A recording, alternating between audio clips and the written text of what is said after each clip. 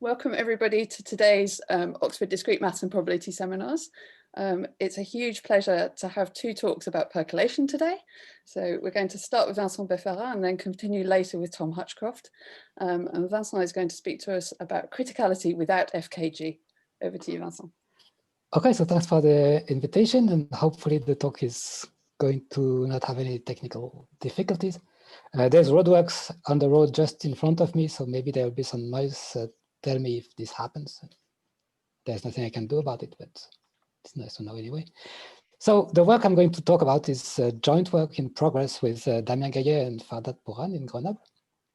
So Damien is a colleague and Pouran is my PhD student. And the point is to look at models of statistical mechanics in 2 dimensions and prove critical behavior without using the FKG inequality, so without using the positive correlations of increasing events, which is one of the main tools that helps understand critical models. But first, I want to show you some motivational pictures just to tell you how we came to this particular question and why we are motivated. So the object that we want to understand, one of the objects, is the random eigenfunctions of the Laplacian. So that's a picture. So what you do is you take the sphere and you look at the Laplacian on the sphere. So it has eigenvalues and eigenfunctions. You pick one large eigenvalue, and the eigenspace has high dimension, and you pick one function at random in this eigenspace. If you want to take a basis, then you take Gaussian coefficients, so you just take one point on the sphere. What I'm going to talk about does not depend so much on the norm, it's just about the sign. And so the picture here is representing the sign of a random eigenfunction of the Laplacian on the sphere. So green is positive and blue is negative. And you see that if you have the Laplacian, the eigenvalue gives you some idea of wavelength, and there's a wavelength that you can see on the picture. So if you increase the eigenvalue, you see a finer and finer picture because the wavelength is going to go to 0. And the question is, what happens in the limit? Can you make sense of this picture here? And there's by now a large literature about the geometric features of this, like the total length of the interface between plus and minus, the number of connected components, the genus, and the way these curves nest into each other. And there's one main open question, which is about the large connected components of constant sign. So typically, if you look at maybe this scale, you see better. You are supposed to see that there is a blue connected component that is kind of wrapping around the sphere. And here you cannot see so much anymore, but the question is, what do the large connected components look like? And that's typically a percolation-like question about the model. So that's why this was our initial motivation in looking at this particular question on percolation. So just to tell you how you could say something about the eigenfunctions of the Laplacian on the sphere, what you can do is you take the local limit of that. So the eigenvalue is going to infinity. You rescale so that the wavelengths look constant. And then as lambda goes to infinity, you end up with a Gaussian field on the plane. And this has a covariance function, which is given by the J0 Bessel function. So it's something that is oscillating. It goes to 0 at infinity, but very slowly.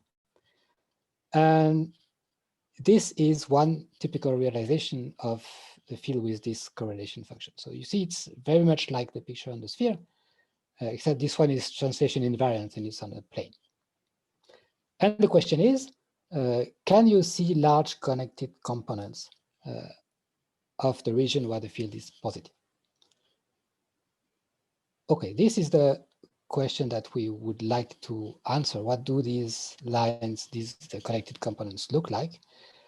Can you say that with positive probability, there is a large connected component crossing a given region or something like that? So we cannot answer this question about this particular model, but this is the kind of question I'm going to talk about in this talk. So another model, which is also kind of natural from the geometric point of view, is random homogeneous polynomials on R3. So you want to take a homogeneous polynomial on a three-dimensional space in such a way that it is invariant under the rotations of the space. And it turns out that there are not so many ways to choose the coefficients to get something invariant in distribution. And the natural one is what's on the slide here. So it's just a sum of monomials, homogeneous monomials, with Gaussian coefficients and some combinatorial terms in front, ensuring that it's rotationally invariant. And then once you have a field like that, you can restrict it to the sphere to get some Gaussian field on the sphere. And this one looks like this. So here you cannot really see what is happening, but it's the same kind of setup. There is some rotationally invariant distribution field on the sphere. You look at the sign of this field, and you look at the interface between these two, and that's some geometric object drawn on the sphere. And you want to get some information about the geometric features of this guy. Okay, so here the natural parameter is the degree, so you let the degree go to infinity. Again, there is a scale associated to the picture, which is 1 over the square root of the degree again. So kind of like a wavelength, but it's not so regular anymore. You see the picture is a lot more disordered, or it looks more disordered on the picture. And as the degree goes to infinity, you get something that wants to converge to a nice field on the plane. And again, you can look at the local limit. So you rescale by square root of the degree. You take the limit and you get a field on the plane. And this time, the field that you get has a covariance function, which is e to the minus distance squared over 2. And this is much nicer from the point of view of percolation because it decays very fast and it's positive. So it means the field that you get is a well-decorrelated field with positive association. And that's exactly the setup where methods from percolation want to be applied.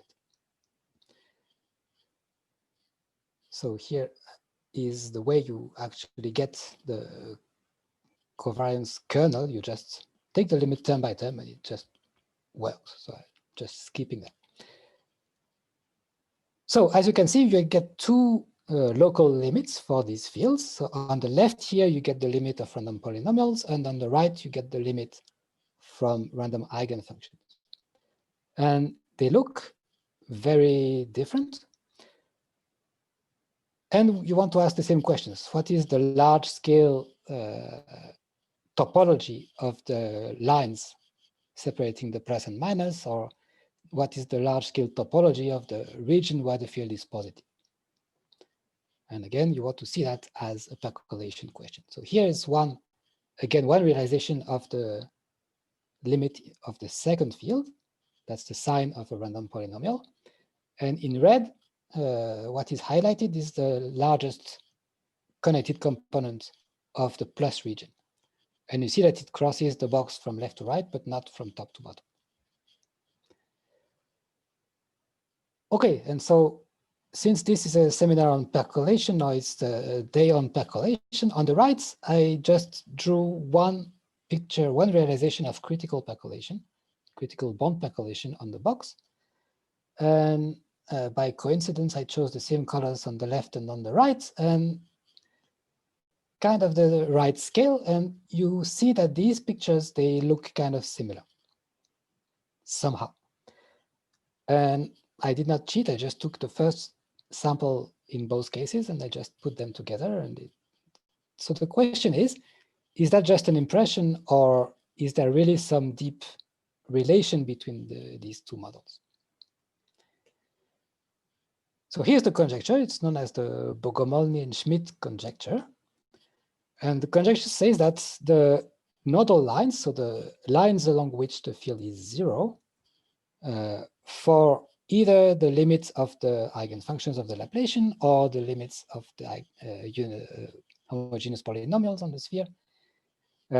They converge in the scaling limit, so when properly rescaled, as I showed you before, to the same thing as percolation. That means they converge to SL6 and they give a conformal invariant scaling limit, and all that follows from that. So it's not completely clear to me whether the Bogomolny-Schmidt conjecture states exactly something like that, or if it's something about critical exponents or about crossing probabilities.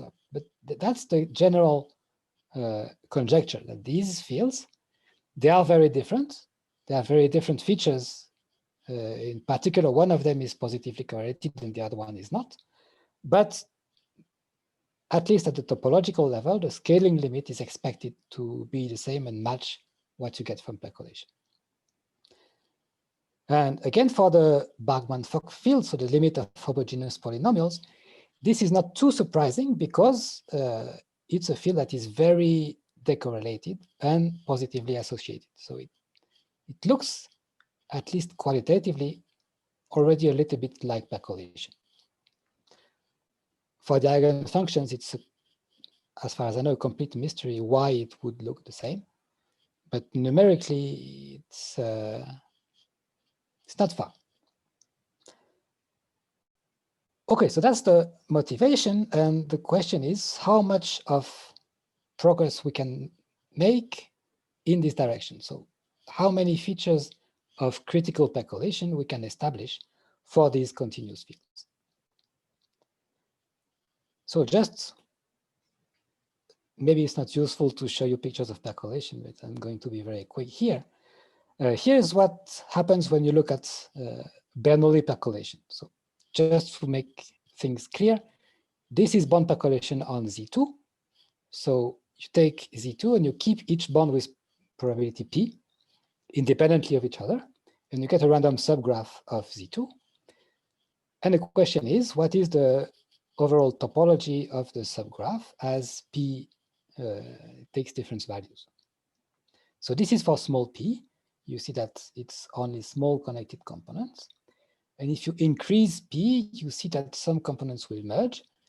And at the critical point, which I cannot see the title of my slides because it's covered by Zoom, but it should be this one or the next that is critical. You see components appearing that are the same scale as the scale of the box. And then as p gets close to 1, you see one giant component with very small dust. Okay, so this is the typical behavior as p changes. And more quantitatively, so there are a few results that are known by now for this model. So first of all, the critical point, PC, is equal to 1/2. That's a famous result by Kasten. And for smaller p, we are in the subcritical regime. So all the clusters are finite. There is exponential decay of the correlation function. And the largest connected component in a box of size n has diameter of order log n. For p larger than pc, it's supercritical. So there's almost surely a unique infinite cluster. And the truncated connectivity, so probability that 0 is connected to x, but not to infinity, again, is exponentially small. And again, the largest finite cluster in the box has diameter of order log n, but of course, the largest cluster in the box looks a lot like the box itself. And at the critical point, so all the clusters are almost surely finite, but there is no characteristic length in the system. And the probability that 0 is connected to a point far away, x, it behaves like a negative power of x. So this formally is not known for the square lattice, but it behaves like x to the minus 5/24. And the largest cluster in a box of size n has a diameter which is comparable to the diameter of the box, so it's order n. So this is the kind of picture that we would expect to see for the level lines of Gaussian fields, or for the regions of Gaussian fields. And here the parameter p is the level at which you want to truncate. So you want to say that the region of the field where it's above some value, if this value is large, it looks subcritical. If the value is small, it looks supercritical. And at the critical level, which turns out to be 0 in that case, you have critical behavior with exponents and all that. So what would be excellent would be to be able to prove all that for either of these models of Gaussian fields, and in particular for the eigenfunctions of the Laplacian. So that's a large program. And one natural strategy to obtain that is to try to follow what was done for percolation, which is to gather as much information as possible about the critical case, so the case at level 0. And this case is a little bit easier to study because it has more symmetry. There's a plus-minus symmetry, which plays the same role as duality for percolation and lattices. There's some additional tools available for that. And if you can show that using that you get behavior that looks like critical behavior, then essentially you can obtain the rest by the methods that are similar to discrete percolation. So that's our aim. We want to get as much of that as possible. So there is a very recent results by Muirhead, Rivera, Van de Wiel, and Köhler-Schindler that shows that 0 is indeed the critical level for Gaussian fields under very general assumptions and not assuming the positivity of the two-point function. So that's very recent. I have to say that I did not have so much time yet to read the paper, but the result is very nice. But the strategy is a little bit different. It's not proving many critical things about the level 0 and then bootstrapping from that. It's really something else, using the fact that there is a natural ordering between the level lines as you change the level, and using sharp threshold results and stuff like that. So it gets the value of the critical level, but somehow it does not get so much information about the critical behavior. And our approach was the other one, to gather information about the critical level and then possibly obtain something about the off-critical from that. But mostly we are interested in the critical behavior. So essentially what I'm going to tell you is rather disjoint from what they did. Okay, so I'm going to focus on Russo-Seymour-Welsh estimates, which, as I mentioned before, kind of characterize the critical behavior of percolation. So there's one main result, which is usually mentioned as Russo-Seymour-Welsh, but if you want to be specific, it's better to refer to it as the box crossing property. And that tells you that for critical percolation, whenever you choose lambda, which will be the shape of a box, the probability that a box of shape lambda but scale n, so a box that is lambda n by n, the probability that this box is crossed from left to right by an open cluster inside the box, this at the critical point is bounded away both from 0 and from 1. So it means that this event is non-trivial, even asymptotically. So of course, if you are subcritical, this goes to 0 exponentially fast. If you are above the critical point, it goes to 1 exponentially fast. And so proving that is already showing that you are at the critical point. And it's already telling that there is no characteristic length in the system. And one natural consequence of the box crossing property is the arm estimates for percolation. So it tells you that the probability that 0 is connected to a box of size, to the outside of a box of size n, this decays like a negative power of the radius. And the way you do that is you say that you enclose 0 in annuli, you get of order log n annuli around 0. Each of these annuli is containing closed loop or dual loop by the previous estimate.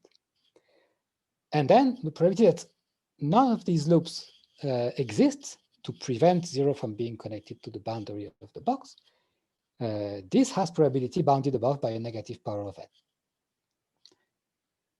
So maybe I will give you more detail about how you get exactly these kind of estimates later if we have time, but this is the reason why in the critical case you have this power law decay of the 2-point function. That's because Russo-Seymour-Welsh estimates already encode the power law decay of the connectivity of the system.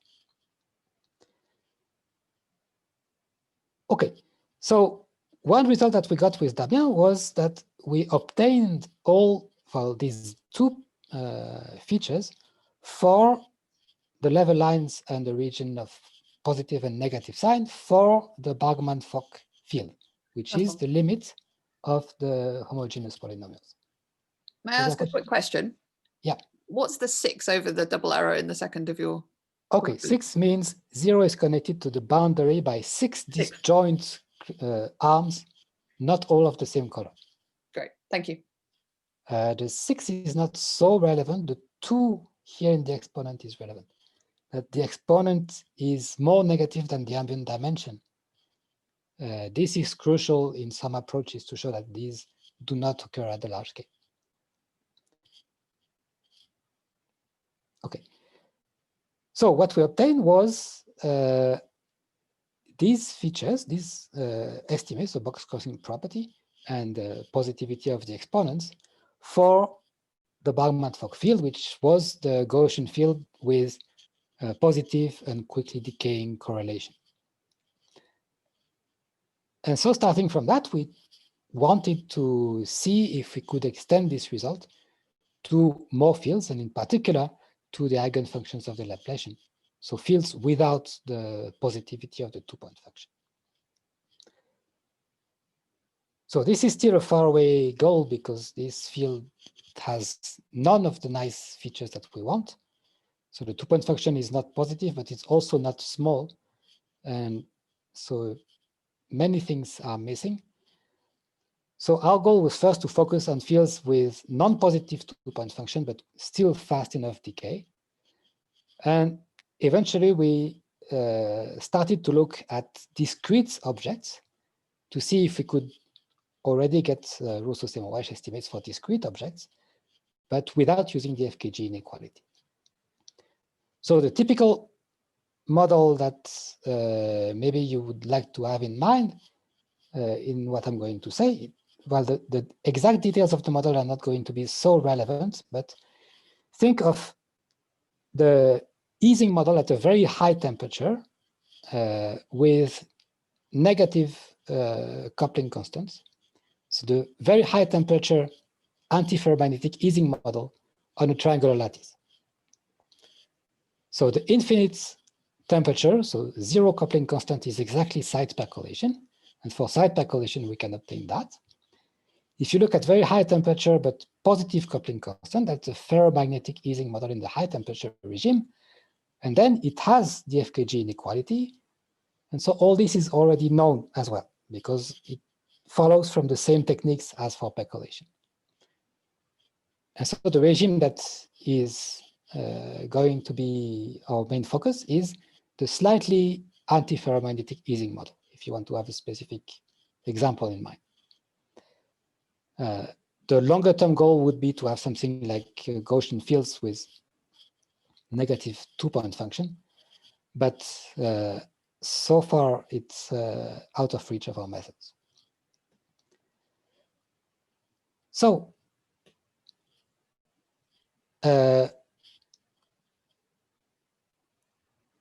okay, so my point is, now it's about halfway through the talk. What I'm going to do is I'm going to tell you the classical, one of the classical proofs of the Russo-Seymour-Welsh theorem of the box crossing property, focusing on where you use the FKG inequality, and then tell you how we were able to replace the use of the FKG inequality by something else. So before I proceed, just one caveat, which is we had a previous version of the paper. It was on the archive and everything, and there was kind of a subtle issue with the proof. And we think we fixed the issue, but the thing is still under, say, rewriting. So I claim that now the proof is fixed, but last time it wasn't. So hopefully there is no mistake in what I'm going to tell you. And that's also why I did not give you the archive reference for the paper. It's still pointing to the version with the flow, and the new one will appear within a few weeks, hopefully. Okay, so let's, by the way, in case the referee of the paper is in the audience, which might be, I want to thank them very warmly, because in the end, the paper is going to be much nicer following their remarks.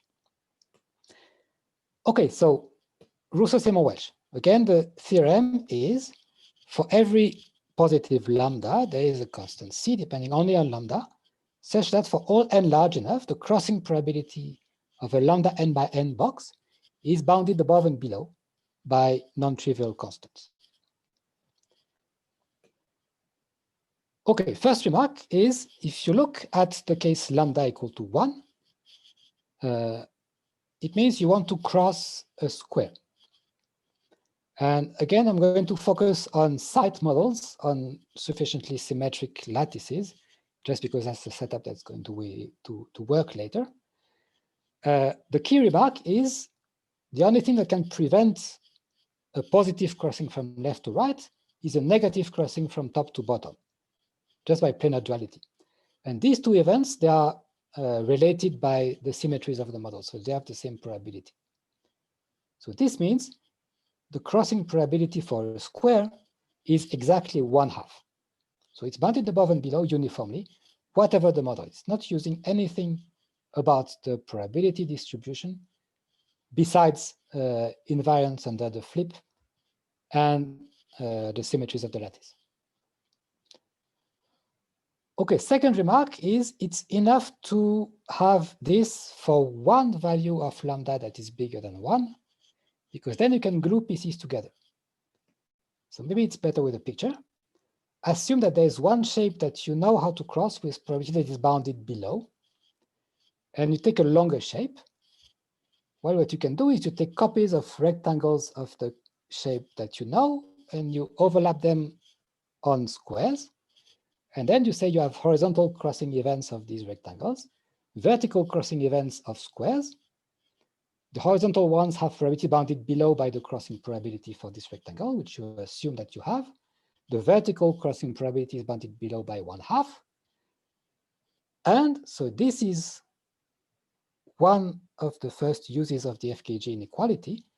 All these events, the crossing events of all these regions, they are increasing, meaning if you open more bonds, they stay true. If you cross and you open more bonds, you still cross. And the FKG inequality, or the high-risk inequality in the case of percolation, tells you that the probability of the intersection is bigger than the product. So this tells you that the crossing probability for the large rectangle is bounded below by the product, crossing probability of the first rectangle times 1/2, times the second one, times 1/2, etc. And the number of terms, of course, only depends on the shape and not on the scale. So this way you get a lower bound that only depends on the shape of the rectangle, which is exactly what you want. So this would give you the lower bound that the probability is bounded below by something strictly positive. So of course, the FKG inequality is crucial to apply this argument, because that's the only inputs that you use besides the hypothesis that you know how to cross one particular shape. And second thing, you need one shape that is strictly longer than the square, otherwise this gluing does not go anywhere. It's just squares on squares and you cannot move. So there's one more thing that you need, which is one shape that is strictly longer than a square and which you can cross in the difficult direction with probability bounded below. So here is one of the many proofs of this that I'm going to tell you. It's not the quickest one for the case of percolation, but it's the one for which it's easiest to remove the use of the FKG inequality. So that's why we chose this one. So assume you want to cross the screen from left to right by an open percolation cluster. And you know that you can cross squares with probability at least 1/2. So you first draw a large square on the left and you take the sub-square on the bottom right. And you say that, okay, this square is crossed from top to bottom by an open cluster with probability exactly 1/2.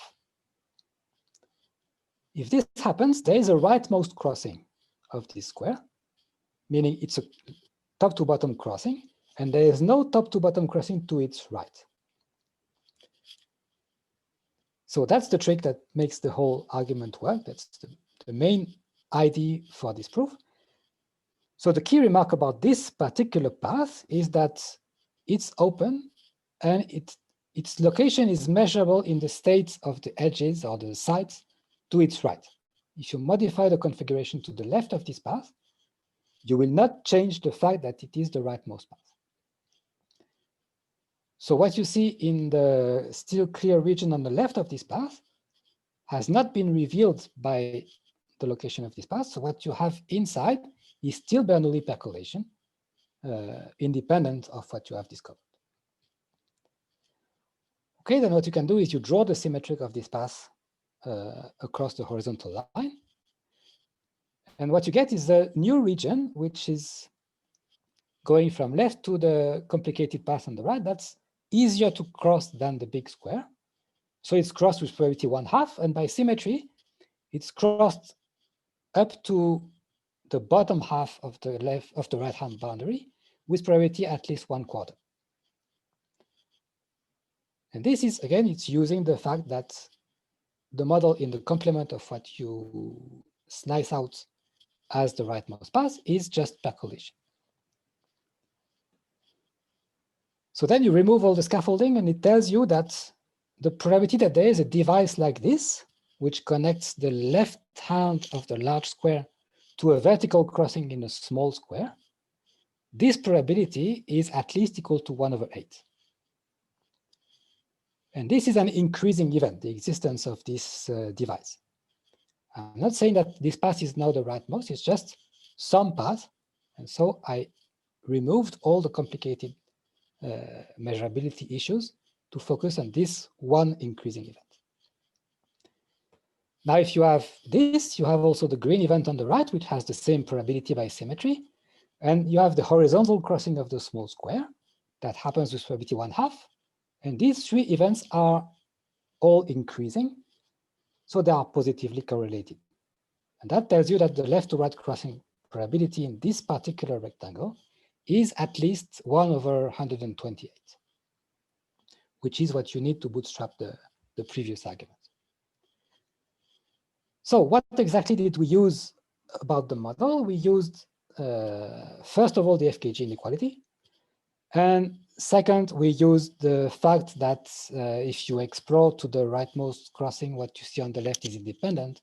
So that's one particular statement of decorrelation of the model. So these are the main features of the model that we used. So very strong decorrelation in the case of Bernoulli percolation and the FKG inequality. So again, if you have the Russo-Seymour-Welsh estimates, what you get is all the rest of the critical behavior, essentially, meaning there is no unbounded component where the region is positive, where the function is positive. There is no unbounded region where it's 0. The universal critical exponents, meaning maybe I should not spend too much about that, but the 5-arm exponent is always equal to 2.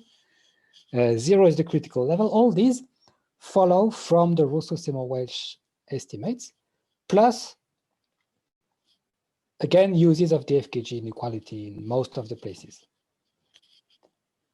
So if we get the Russo-Seymour-Welsh estimates for a negatively correlated field, it's not completely automatic that we get these, because there are other uses of the FKG inequality for these, but mostly we can hope that the main building block will be there to obtain the critical behavior.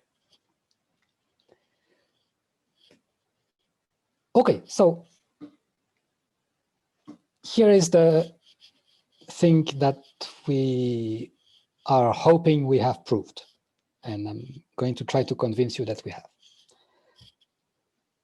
So the setup is we want to have one negatively correlated model. So think about the slightly anti-ferromagnetic Ising model.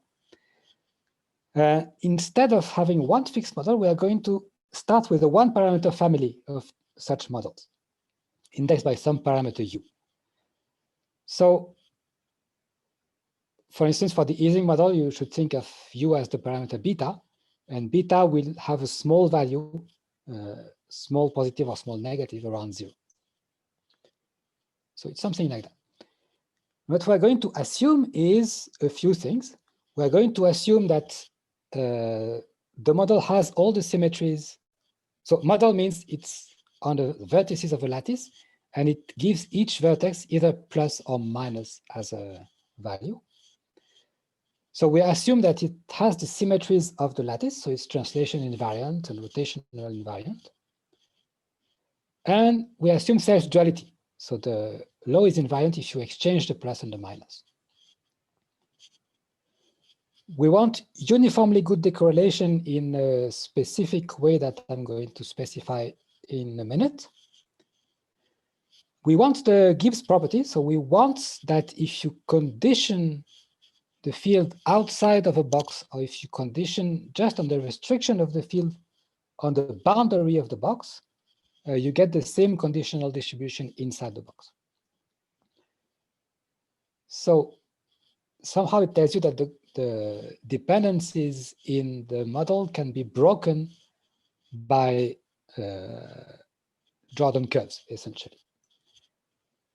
And we want the Russo-Seymour-Welsh estimates at the parameter u equal to 0. Just because we want to start from somewhere where we have some input. And then the theorem says that if you have that, then the Russo-Seymour-Welsh estimates hold uniformly for small values of the parameter u. So it tells you that under these assumptions, Russo-Seymour-Welsh is stable under perturbations of the model. And so in particular, you can start with beta equal to 0 for the Ising model. That's percolation, so you have the Russo-Seymour-Welsh estimates. And you can move beta slightly to the negative side.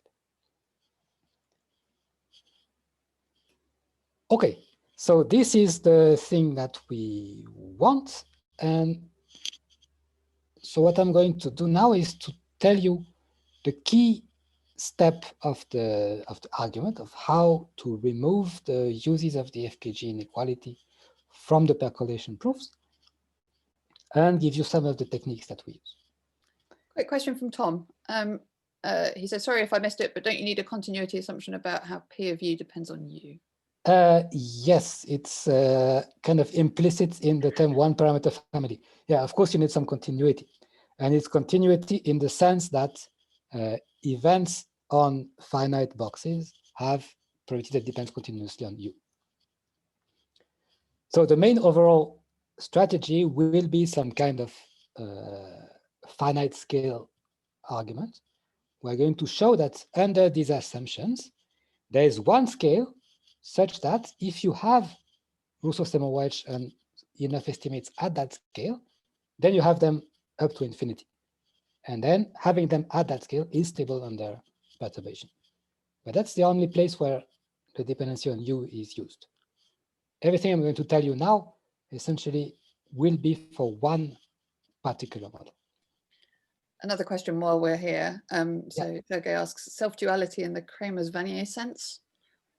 No, self-duality in the sense that it's coloring on the vertices, and it's just saying that if you flip all the signs, you don't change the distribution. So it's the easy kind of self-duality. It's really a sign flip invariance, global sign flip invariance. It's a good question whether we can fit what we did to the Kramers-Vanier setup typically for Q less than one random cluster, but that's for much later. Okay, so if you remember, the first argument I showed you was something like this, but I'm going to actually focus on this step of the proof. Assume that you have a vertical crossing in a small box. You want to show that the left boundary of the large square is connected to this curve that you discovered by an open path with positive probability. So here for percolation, we use the fact that up to the boundary, what you see is exactly the product measure. So there is no dependency, and that's just a consequence of the model. That's what we don't have. And we also don't have the FKG inequality to get it just by magic, saying that it's an intersection of two increasing events. So here is the main situation that we have. You have two rectangles. One is horizontal, one is vertical. They overlap on some smaller rectangle. It's a square in the picture, but it doesn't need to be.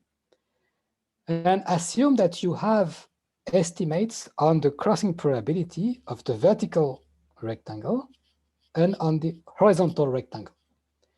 And what you need is a lower bound on the probability that there is an open path connecting the left boundary of the horizontal rectangle and the top boundary of the vertical rectangle. So we call that the rectangle to L lemma, because you know how to cross rectangles and you want to cross an L shape. Okay, and the statement is the crossing probability of the L shape is bounded below by the product of the crossing probabilities of the rectangles minus a few error terms. So if you had the FKG inequality, you would have no error term. But without, you need to say something. So the first step is you want to use the same kind of setup as before. So you first discover a vertical crossing of the rectangle, and you explore it from the right. So you look at the rightmost vertical crossing. So now it's not anymore the case that the model is independent of what you discovered if you are on the left. But if you knew that the model is L dependent, so spins at distance more than L behave independently, at least up to the dotted line that is following this curve, you would have an independent copy of the model. So that's our first assumption of decorrelation. We want the model to be couplable to an L-dependent model in a quantitative way. So theta of little l and big L is the smallest total variation distance between our model and all the L-dependent models inside of boxes of size big L. So little l will have to be chosen so that the proof actually proceeds. But if you think about the Ising model in the high temperature regime, you know that the 2-point function decays exponentially fast. And so it's not too difficult to show that in that case, theta of L is like L squared e to the minus little l. So little l equal log of big L gives you that theta will be small. Okay, so if you want to build an crossing of the L shape, you first couple the model with an L-dependent model so that they agree with probability 1 minus theta. And then on this new L-dependent model, you collect the rightmost vertical crossing, and you get a left to right crossing, the lowest one if you want, from the left boundary to this dotted line, which is following gamma at distance little l. So now what you need is to connect these two paths by an open path. If you can somehow find the path that's joining these two vertical and horizontal paths, then the union of all these three things will contain a crossing of the L shape. So what do we have here? We have the rightmost vertical path, the lowest horizontal path, and there's this gray region that is kind of the complement of what you had to explore to get these two paths. So the L-dependent model would be independent of what you had if you again took the dotted line above the horizontal path. So, but if you do that, you are back to square one because you don't know how to cross this last small layer to the path.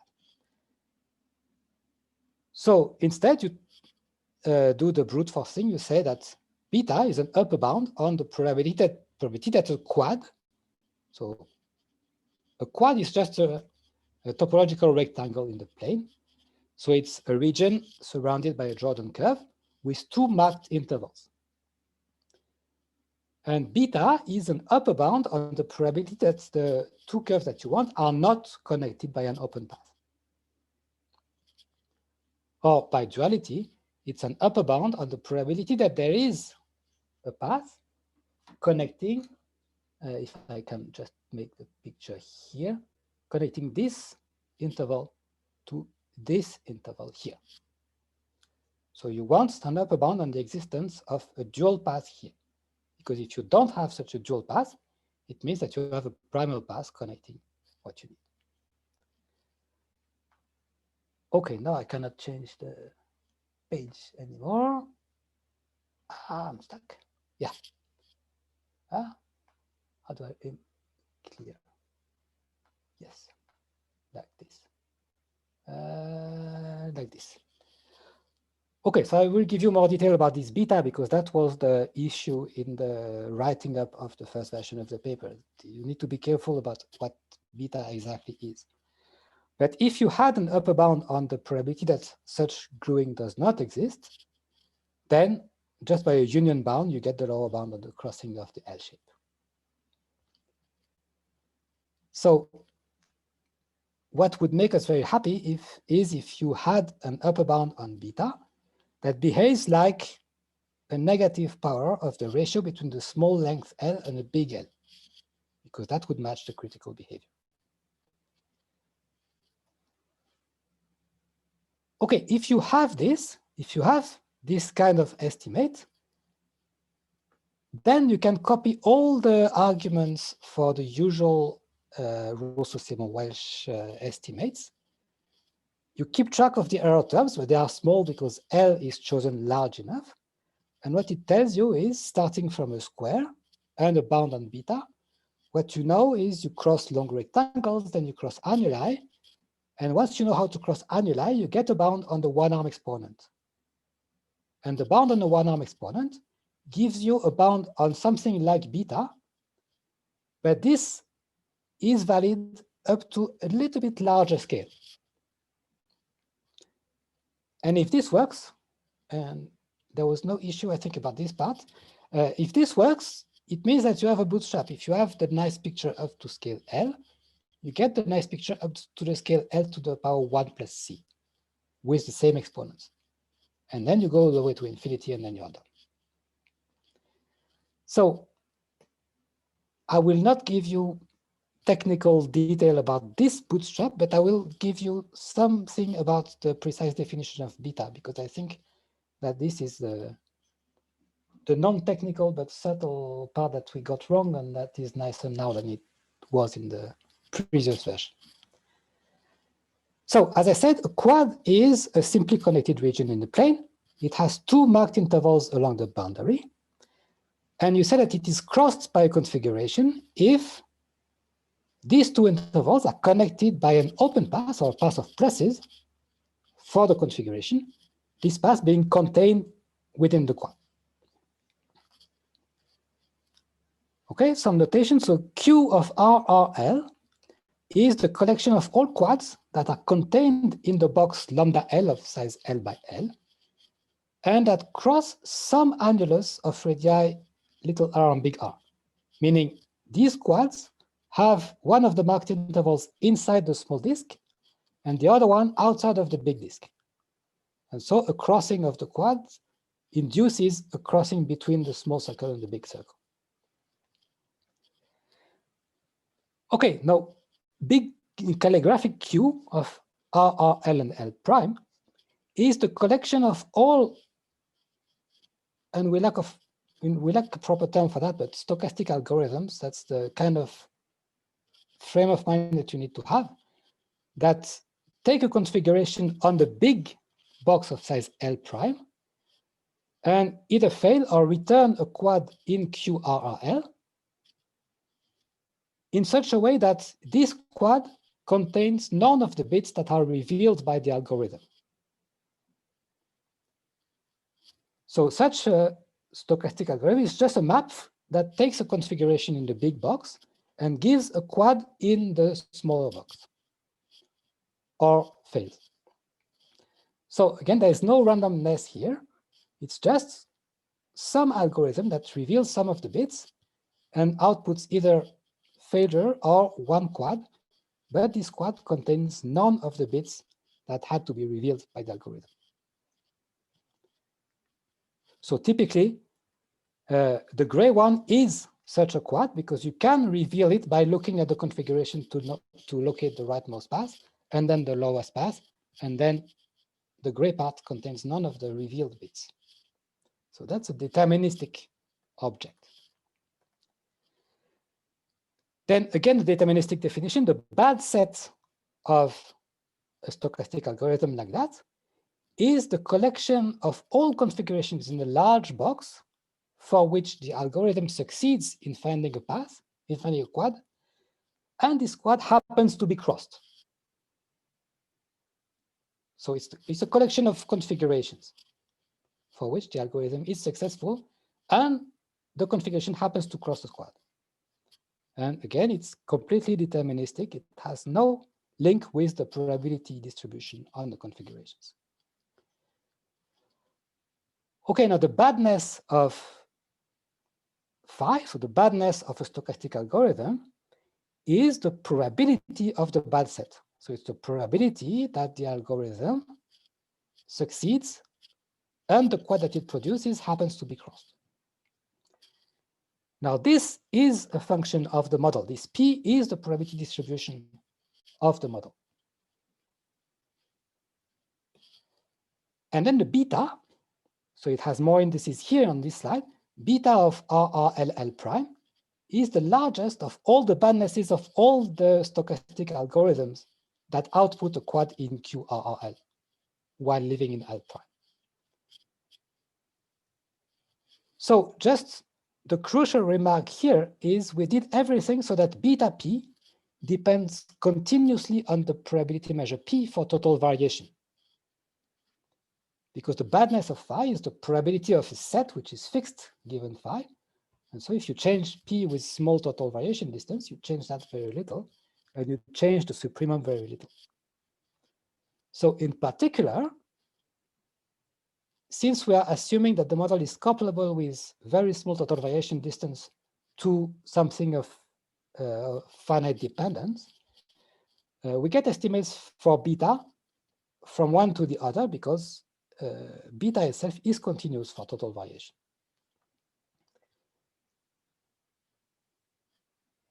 And that's something that we missed, and that's something that is actually crucial in the argument. There is never any complicated conditioning on what you have explored up to the current situation that you are, and conditional distribution inside a random quad. Because if you start going this way, you need to control small events that should not be relevant, and you end up saying, well, having to control a lot of things, including uniformity in boundary conditions or something like that, which we completely bypass by this definition here. What we lose is that the error term is additive instead of multiplicative. But that's fine for what we do. one remark, if P has the Gibbs property that I mentioned, then actually beta does not depend on the last parameter, because you might as well reveal the configuration just outside the lambda L. And once you have that, well, looking at the configuration outside gives you nothing inside. And so essentially you don't feel the region of measurability, but just the region of localization of the quantum. Okay, so just in the last minute that I have, I think I have 1 minute, 3 minutes. Anyway, so we say that the model is L eta good if whenever you choose two radii, little r and big R smaller than L, the beta error term of parameters little r, big R, and L is bounded above by little r or big R to the power eta up to a multiplicative constant. And then what I just hinted at a little bit earlier is that the main scheme is to show that if you are L eta good for a large enough L, then you are L to the 1 plus C eta good at the next scale with the same eta. And the reason is that the eta that you get on the right is the eta from the Russo-Seymour-Welsh proof and not the eta from the input to the argument itself. And so it's stable under renormalization somehow. So this gives you a critical length and it gives you the bootstrap argument. Okay, so that's all I have. So thanks for your attention. Thank you very much, Vincent. Can I invite questions? If anybody would like to ask one, please either sort of type in the chat or raise your hand and I will try and curate them. And I will open the chat. And is small L on the next slide different from the small L on this slide? There were many L's. So the little L, the backslash ELL from tech, this one, little L, is the L of the finitely dependent model coupling. And this one, you need to tune it according to big L. And typically, it's a very small power of big L. And that's the one that will give you the C in the outcome here. So little calligraphic L is big L to the C over 4 or something. There was a small L in the picture, which was this one. It's not the same. This small L is same order as big L. It's just not big L. It's lambda L or something like that. So it's different. And there's an L prime.